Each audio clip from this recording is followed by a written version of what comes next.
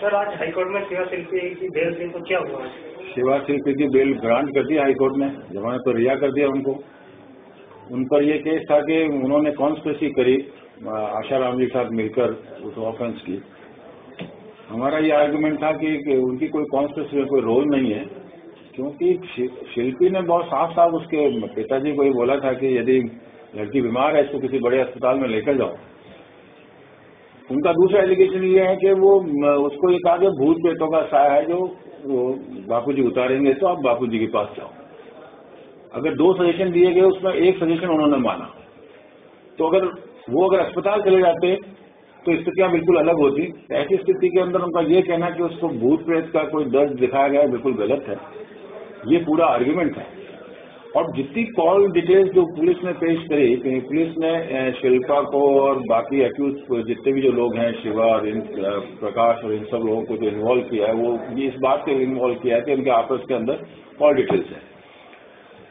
शिल्पी की ने कभी भी उसके पेरेंट्स को सिवाय एक दिन के अलावा कोई फोन नहीं किया, और वो फोन किया 7 तारीख को ये कहने के लिए कि तुम्हारी बेटी बीमार है, उसको अस्पताल लेकर जाओ, बड़े अस्पताल लेकर जाओ। इसके अलावा उसका कोई फोन नहीं गया।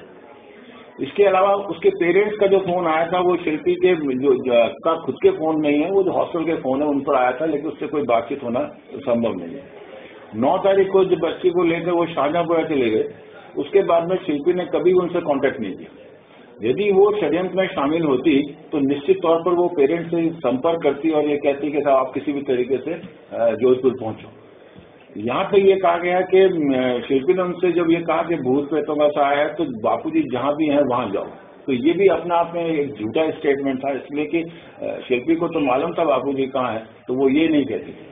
और यदि उसको भेजना होता तो वो सीधी छिंदवाड़ा से ही उनको जोधपुर भेजने का प्रयास करते, न कि उसको घर जाने का। जब एक बार वो स्कूल से माँ बाप उसको मेडिकल ट्रीटमेंट करने के नाम पर जो वहां से लेकर चले गए, उसके बाद में ये उनके माँ बाप का ही पूरा कंट्रोल था उस लड़की पर, और वो खुद ही वहां पर आश्रम में आए। बहुत सारे स्टेटमेंट जो आश्रम के लोगों के जो लिए गए, जो वहां मौजूद थे, उन्होंने कहा कि उसके करमवीर ने ये कहा था कि उस पर भूत का साया है, करमवीर की पत्नी ने कहा था उस पर भूतनी का साया है। इसका मतलब भूत प्रेत की जो कहानी है वो ये सब इन्होंने प्रोसिक्यूशन मिलकर बनाई है, शिल्पी का इसमें कोई रोल नहीं था। इसलिए ये सब चीजों को मद्देनजर रखते हुए हाईकोर्ट ने उसको फिलहाल जमानत पर रिहा किया। जहां तक शिवा का सवाल है, शिवा ने कभी चढ़ाकर खुद अपनी तरफ से फोन नहीं किए।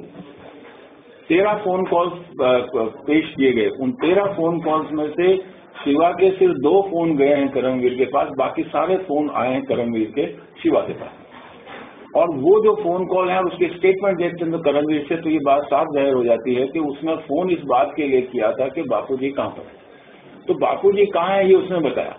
और जो 2 फोन कॉल उसने वापिस जो किए, वो एक फोन कॉल 14 तारीख को किया और एक 13 तारीख को किया। 13 तारीख को जब वो दिल्ली पहुंची तो वो उसने ये कहा था करमवीर ने कि पता लगाकर बताओ कि कौन कौन सी ट्रेनें जोधपुर के लिए जाती है।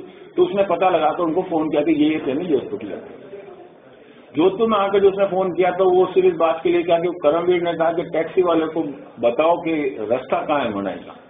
तो ये चीजें अगर ऐसा भी मान ली जाए तो भी इससे कोई कॉन्स्पिरेसी प्रूव नहीं होती, क्योंकि षड्यंत्र के लिए आवश्यक है कि सारे एक्यूज जितने भी जो अभियुक्त है उन सबका मिलकर ये तय करना कि ये ऑफेंस करना।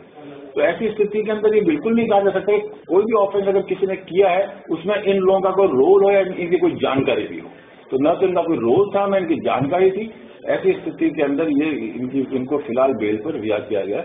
बाकी मुकदमा के बाकी और देखेंगे। हमने चार्जेस को भी चैलेंज किया है, देखते हैं उसका क्या हासिल होता है।